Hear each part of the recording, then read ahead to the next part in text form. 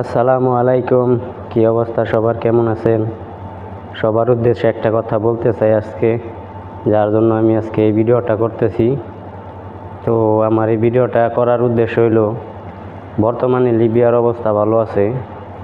আর দ্বিতীয়ত হইল যে আপনার যদি আকামা করা থাকে, ঠিক আছে, সব কাগজপত্র যদি ঠিক থাকে তাহলে কোনো সমস্যা নাই, পুলিশেও ধরবো না, কোনো কিছু হইতো না। কিন্তু বর্তমানে টেয়ার রেটটা একটু কম আছে, এই 16.5 টাকা 17 টাকা এরকম আছে আর কি। 17 টাকা দেয় না, 16 টাকা 80 পয়সা এরকম আছে আর কি, বুঝছেন নি? তো এই যে হইলো লিবিয়ার বর্তমান পরিস্থিতি।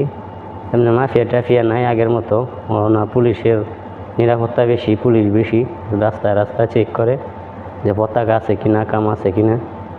তো এই সমস্ত কাগজপত্র যদি আপনাকে ঠিক থাকে তাহলে কোনো সমস্যা হতো না, বুঝছেন? আর যারা বিশেষ করে লিবিয়াতে আবার চিন্তা ভাবনা করবেন, তারা ভুলেও লিবিয়াতে আবার চিন্তা ভাবনা করেন না। কারণ এত অল্প টেয়ে দিয়ে মনে করলেন যে পুষে না। এই মাসে খায়া করছে 20,000 25,000 টাকা বাড়িতে পাঠান যায় না, 18,000 16,000 টাকা বাড়িতে পাঠান যায়।